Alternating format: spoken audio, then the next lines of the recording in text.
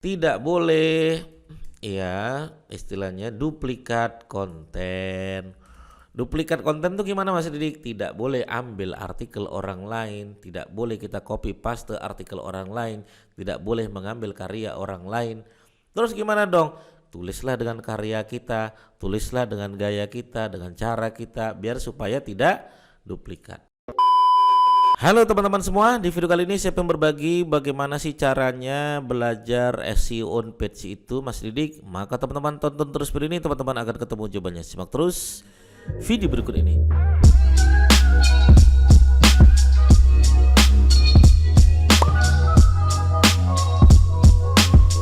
Oke, baik teman-teman sekalian ya, bagi teman-teman yang baru saja bergabung di channel YouTube Didik Arwinsa, silakan teman-teman klik tombol subscribe-nya agar teman-teman sekalian tidak ketinggalan apa-apa yang saya sampaikan tentang digital marketing, SEO, podcast, AdSense dan lain sebagainya.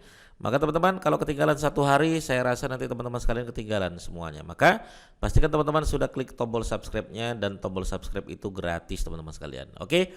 Baik teman-teman sekalian, kita akan belajar tentang bagaimana sih sebenarnya SEO on page itu Mas Didik ya, SEO on page ya. Ada yang mengatakan on page itu pakai spasi ya, ada yang mengatakan tanpa spasi ya. Kedua-duanya benar teman-teman sekalian, boleh silakan ya. Nah on page itu maknanya gimana Mas Didik? Kalau teman-teman misalnya ngecek ya di Wikipedia ya, teman-teman bisa cek aja ya Wikipedia tentang on page. Ya, Wikipedia tentang on page adalah gitu kan. Ini istilah mereka gitu. Ya. Nih, kalau teman-teman bisa lihat punyanya inilah orang-orang nih ya. On page adalah ya, ini orang-orang sudah membahas tuh. Salah satu teknik untuk menambah pengunjung ke website yang kita buat yang terbagi menjadi dua bagian besar. Oke. Ya. Nah, salah satu teknik bagaimana kita bisa mengoptimasi website kita ya. Kalau istilah saya adalah teman-teman sekalian, ya on page itu adalah ya apa-apa yang dibaca oleh Google gitu kan, oleh Google agar masuk di halaman satu Google ya, halaman satu Google. Nah ini on page, ini versi saya ya teman-teman sekalian ya. Maka pertanyaannya adalah apa yang dibaca oleh Google kan, begitu kan, apa yang dibaca oleh Google. Kalau teman-teman perhatikan ya, yang dibaca oleh Google itu pada dasarnya adalah judul ya, title, kemudian URL ya, kemudian deskripsi ya, kemudian ya URL itu ya permalingnya gitu kan, permalingnya ya. Makanya ketika teman-teman sekalian kalau nanti punya website, cek permalingnya, cek URL-nya. Kenapa? Karena tiga ini yang dibaca oleh Google pada dasarnya ya.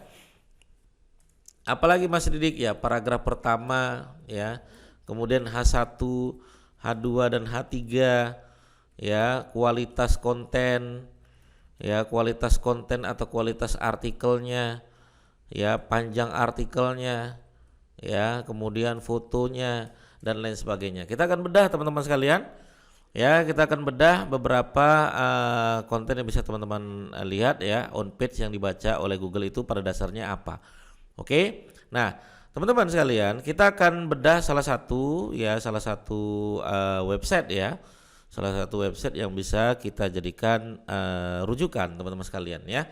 Contoh misalnya ya, saya akan coba contoh misalnya yaitu Piata Camilan ya teman-teman sekalian, Piata Camilan ya, teman-teman bisa lihat ya. Kita akan coba masuk untuk Piata Camilannya.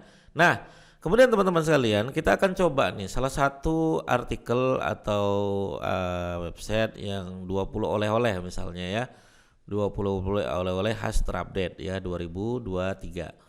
Oke. Nah sebenarnya pembahasan 2023 itu cocok sekali kalau teman-teman bahas gitu kan, karena keyword-keyword 2023 itu lagi fresh gitu. Nanti kalau udah mendekati 2024 teman-teman bahas 2024 gitu. Oke. Misalnya teman-teman sekalian, saya akan nembak kata kunci ya, saya akan coba tembak kata kunci itu oleh-oleh khas Malang murah ya. Saya akan coba ya nembak, teman-teman sekalian perhatikan ya. Misalnya saya pengen nembak kata kunci ya, yaitu oleh-oleh khas Malang murah. Ini contoh aja teman-teman sekalian, ini masih untuk ngecek on page ya. Oke. Nah kemudian ya teman-teman sekalian bisa lihat di sini apa saja yang harus kita lihat ya. Pertama adalah judul ya, maka judulnya itu adalah wajib mengandung kata kunci yang ditargetkan Ya, mengandung kata kunci yang ditargetkan. Teman-teman bisa lihat di sini karena kata kunci saya adalah oleh-oleh khas Malang murah, maka judulnya saya wajib mengandung kata kunci yang ditargetkan. Kalau bisa tambahkan clickbait ya teman-teman sekalian ya, clickbait yang tidak menyesatkan. Nah, teman-teman bisa perhatikan di sini, ini judul saya 20 oleh-oleh khas Malang murah update. Nah, ini adalah kata kunci saya tinggal tambahkan 20 boleh, update 2023. Nah, tinggal tambahin clickbaitnya lagi boleh. Ya, yang mungkin ya tidak kamu ketahui. Nah, atau yang buat kangen Malang. Nah, boleh seperti ini. Ya.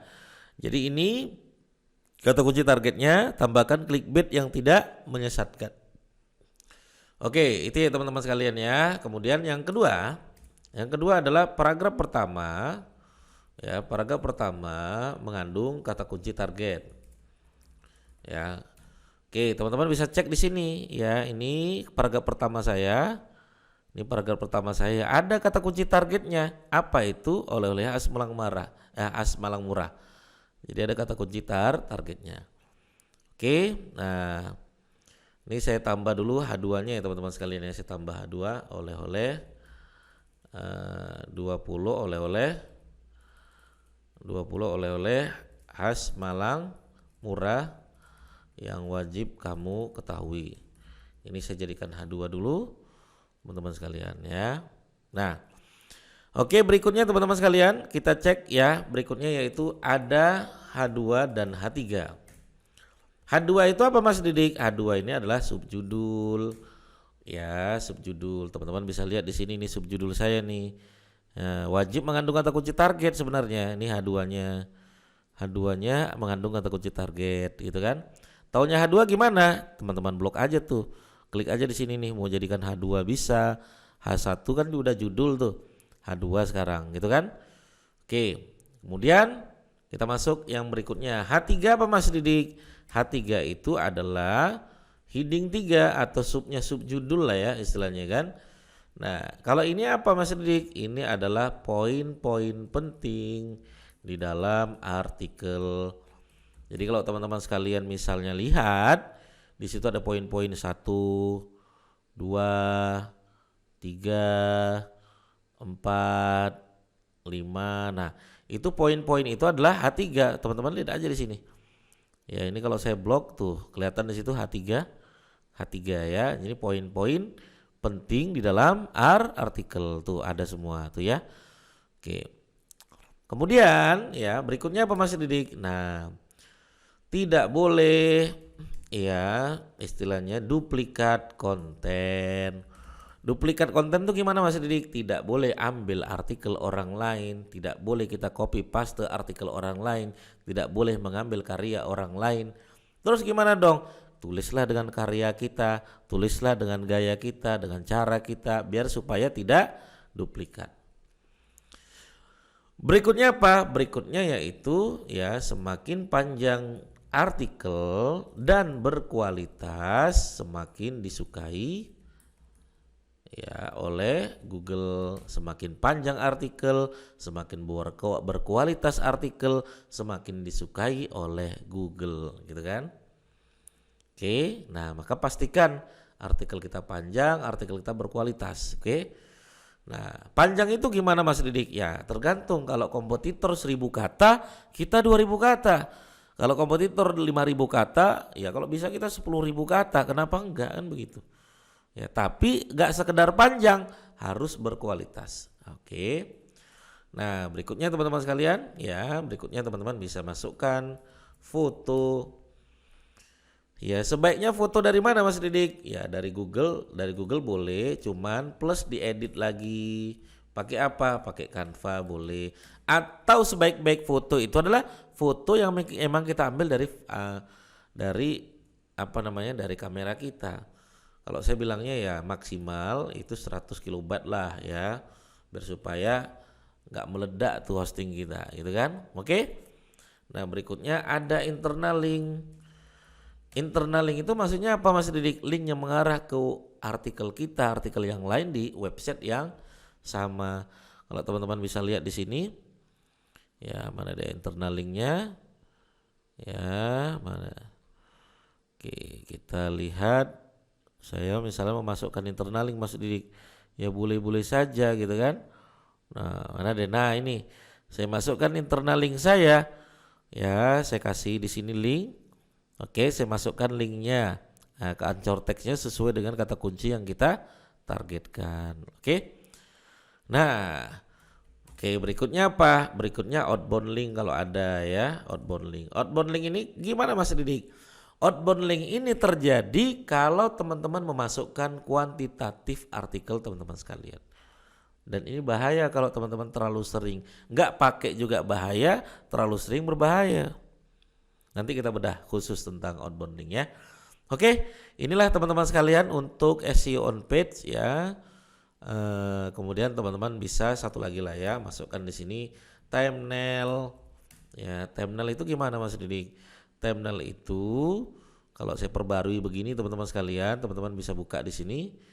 Nah, thumbnail itu ya kalau bisa menarik di sini ya. Ini namanya thumbnail teman-teman sekalian ya.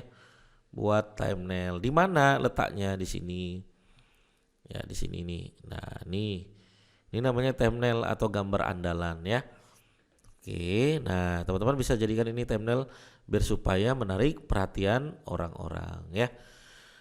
Oke, begitu teman-teman ya, mudah-mudahan bermanfaat. Sampai ketemu lagi di video saya berikutnya. Bagi teman-teman yang bertanya silakan langsung aja bertanya di kolom komentar kami. Terima kasih. Assalamualaikum warahmatullahi wabarakatuh. Bye bye.